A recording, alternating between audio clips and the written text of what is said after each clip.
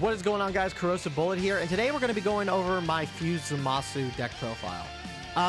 Fused Zamasu was something that I didn't really give a whole lot of attention or credit when the set 2 first came out. I think a lot of us were a little,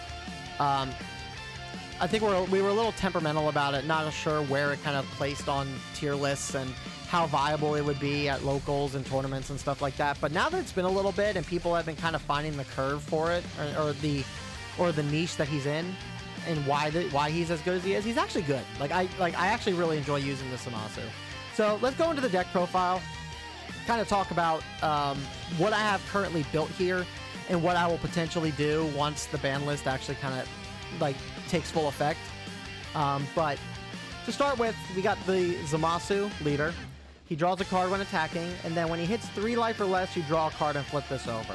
By doing so, and him flipping over, he's actually no longer drawing cards. The only way you draw with this guy is off of his main ability. So he becomes a 25k leader, which makes him pretty strong. He puts him on par with Broly. It puts him on par with Broly, and maybe even like any red leader if the 17 battle cards are being used. But that makes him a bit significantly stronger than most other leaders. Once per turn, you pay an energy, and then you discard 1 card from your hand, and if your life is a 2 or less, you can add the top card of your deck to your life. This gives Zamasu a bit of sustainability. Basically, with Zamasu, the entirety of this deck profile, and I think the way you usually want to play him in general, is you want to play hyper defensive. You want to try and block as many attacks as possible until you need to awaken. And then once you're awakened, you continue defending until you want to take a card, then you take from your life, and then defend until it comes to your turn, becomes your turn, and then you use this ability to reset that life. Your draw basically comes from your life at that point. You let yourself go down to 2, defend, and then use this ability to go back up to 3 and kind of keep yourself alive doing that. A lot of this deck profile is more so used on the aspect of defending a lot in the early game. And then come like mid-game and whatnot, maybe let yourself dwindle down to 3, so that way you can get some cards in hand. So, we got 1-drop Zamasu, 10k combo, 5k power, obviously. On play, you can choose one of your opponent's battle cards with a cost of 1 and place it at the bottom of the deck. Bottom decking in blue is so strong. It's really strong. So, especially in this top coup meta, until the ban list goes into effect, using this guy on a Roshi turn 1 is just really good. It slows down the game for top coup quite a bit. I don't know how, I mean, this guy will still have use. He's always had use. This guy will still have use after the ban list. But there's not really like anything too crazy post top coup ban list that you would need to use this guy for. But you're basically only kind of using this guy to go second, really. Like, if you're going first, you're not playing this guy. You're probably playing the Can't Trip Trunks turn 1. Turn 2, though, like, you can get some use out of this and be able to defend with him. But he's 10k combo, so he's really strong. Peel-off engine, self-explanatory. I'm not going to really dive into why he's in the deck. He's used to pull himself. He's used to pull stuff like Final Hope Slash, other Earthling cards for 1. He's just that good. Yeah, there's no reason not to run this guy. Then we got this Goten. We use him for as you can see, we use him for the Gotenks engine. Being able to pull him back to my discard for some extra combo power in hand to go defensive is good. But we also kind of use him for the same reason that we use this guy. We just control the board with Goten. We just make sure that we remove 2 costs or less off board and kind of help to keep our board clear, and then combo with him before there's an opportunity for him to be removed off board. So we got 2 of the Mais.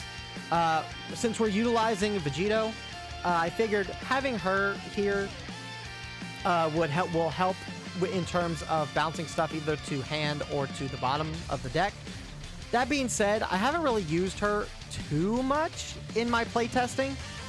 I've mostly been kind of using her for for combo power, more or less. So if there was anything that I was going to maybe do in terms of changing this deck, like right now, before the ban list even takes effect, I would maybe replace her for some 3-drop Piccolos to get extra cards back. That would be the only thing that I would do, would be to basically just replace my, let me see if I can find the Piccolo that I'm talking about. This one. I would replace this Mai with the 3-drop Piccolo here. You're losing about 10k combo as a whole from that, but I mean, this guy is just really good. He's 20k power, which is a lot more than what this guy. So you can play this guy and swing with him while also getting an extra card back, which makes use of getting Gallic Guns back and stuff like that. So that would be maybe the only like really hard change that I would kind of do to this deck. But I mean, I'd say if you're looking for the more control aspect, this Mai would probably be good. But if you're looking to be a bit more offensive while also having more defensive utility, the Piccolo would be just fine as well. Then we got the 3-cost Vegito. Vegito is just really good. He's really strong. 25k power. Being able to bounce a 2-cost, being able to bounce a 2-cost or less to the bottom of the deck, really strong. And just having that permanent cost reduction on your opponent's cards can help with stuff like using the Zamasu to bounce back, using this guy to bounce 3 costs or less. It's just pretty. He's just a really strong card. Then we got 3 of the Zamasu Fuse cards. This guy is our Awaken draw engine, essentially. When we're not pulling from our life on Awaken side, we're using this guy to facilitate the lack of draw that we have.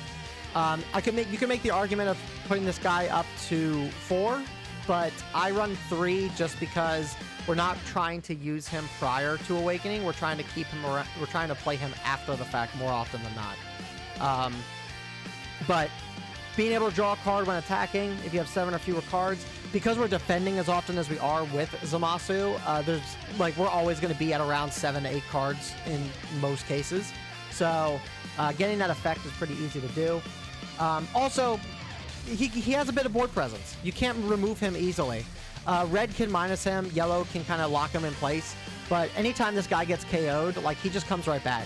So it's one of those things where, like, if your opponent really wants to make sure your board is clear, they're gonna have to put a lot of resources and attacks into making sure to keep him off board.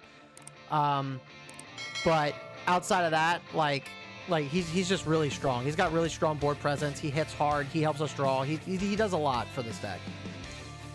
Then obviously we got the Gotenks engine. I'm not gonna explain why this guy's good. Obviously being able to pull 15,000 power back in the hand, or combo power back in the hand, helps. He's 25k power himself, so you can swing with him and do a little bit of damage, play on the aggressive side, while also he's 5k combo power himself. So later on we'll get into why that's important, but it's just a solid card. If you weren't using him in set 1, most people are using him a lot in set 2 now compared to set 1. So Gotenks is just that good. Then we got 3 of the secret rare. Again, we're running a lot of the secret rare in these blue decks because 5k combo power, it's the only secret rare that has combo power. So there's no reason not to. Plus, being able to bounce something back, to your opponent's hand, which if you have the 3-cost Vegito, it's 6 costs or less. So that's most cards in the game, which is great, outside of green. Then if you have 7 or fewer cards, which again, with this deck, because we're defending as often as we are, we're going to be at 7 cards or less in most cases. So being able to swing twice for 30k power is just really strong. It's the hyper aggression that a blue deck like this kind of needs, especially since we are playing more defensive. So that's why there's 3 of these guys in here. It doesn't feel bad to have multiple copies of this guy in hand because at the very least you can combo with him. So, but yeah, this secret rare is pretty good. There's no reason not to run them. Then we run 3 of the Goku Blacks. The 6-drop Goku Blacks, I still think to this day is one of the best blue cards in the game. Being able to have hyper aggression with the 40k power that he has, being able to pull cards from discard and then playing something 4 or less on the board for free is really good. You couple this with the Gotenks engine, Obviously, you're building up board presence and you're building up your hand because you're going to be removing 2 cards from hand, replacing them with 2 cards. And the requirement of him being at 7 or less to utilize that effect, again, just we're going to be at 7 or less in most cases. So, really strong card. No reason to not run this guy in the Zamasu deck at all. Really strong. Then we got the full playset of Zeno. Zeno is... I have a hard time kind of figuring, like, where I want to place Zeno at in terms of, like, my overall feel of, like what he does. Obviously, he's 10k combo, so 40k combo with a full playset actually feels really good. And even if you're not playing him till turn 6, at the very least, like, he's combo power. You can use him to charge up your energy since he's not going to be used for a while. But the board clear is just so strong. Being able to clear your opponent's board, especially with how wide a lot of these games can kind of get, plus being able to remove field cards. He's the only card right now, until set 3, he's the only card right now that can remove field cards, which really helps against green. So running him in a full playset, there's no reason not to, I think. But I think depending on the type of deck you're trying to play, you may not want to necessarily run this guy at 4. Maybe 3 would be more than enough for him. But for the sake of us being defensive, he more than really, like, he's the niche that kind of fills out this deck profile. So then obviously Supreme Kai. He's just there for the theme of Supreme Kais. So then we get into extra cards. 1 Final Hope Slash. We're only running 1 because we have the whole peel-off engine that's able to kind of bring this back if we absolutely need to. And having a little bit of extra aggression to kind of lay into our opponent actually goes a long way. Then we got 4 Gallic Guns. 4 Gallic Guns, obviously, for defense, being able to replace it out of our hand when we need to. Especially with us being a 25k leader, going up to 40 with this card. Stops us from getting hit by double strikers in a lot of ways, and then even if we run into someone like Broly or Cell, at the very least we just need to combo 1 more card out of hand as opposed to just going heavy in on combo cards. So, and now this is where we kind of have to wait and see what we do after the top coup post ban. Right now we're running 4 Sinister Sickles. Sinister Sickle is so good in terms of clearing out red and yellow and a little bit of blue here and there. Being able to take 2 cards and bottom deck it is so strong, and it really helps against some of the other archetypes in the game. That being said, now that red isn't going to be as prevalent after the ban list goes into effect, I can't justify running this at 4 of in this deck. You can maybe make the argument of dropping this down to 2 or 3, and then throwing some and then once the ban list goes through, replace those two or 1 or 2 that you get rid of with some Absolute Lightnings. Absolute Lightnings is probably going to be more prevalent post-ban than it has ever been before, just because green's going to be back on top. Or I foresee green being back on top. So Absolute Lightning will probably have more of a place in this deck once the ban list hits. But as it stands right now, until that actually goes through in the digital, I don't really see any reason to play more or play less than 4 of this. It's a charge option. It's a mid-game control aspect that really kind of helps. That kind of helps in the defensive aspect of this deck. And yeah, we'll just have to wait and see how the meta shifts after the ban list. But those would be the only 2 changes that I would make. Would be lowering Sinister Sickle for Absolute Lightning, and then replacing this Mai for some Piccolos, just to be able to get some of these extra cards back and play more defensive if we need to. But that's neither here nor there. Either way, that's going to do it for this deck profile, guys. Let me know what you guys think. I thought Zamasu was going to be very underwhelming when set 2 initially came out, but after playing around with him a little bit, and after playing around with him for a little bit and seeing what he's actually able to do, He's actually become one of my more favored leaders in terms of what I like to play. So let me know down in the comments what you guys think below. Like and subscribe for more Fusion World content and deck profiles, and I'll see you guys all in the next one. Peace.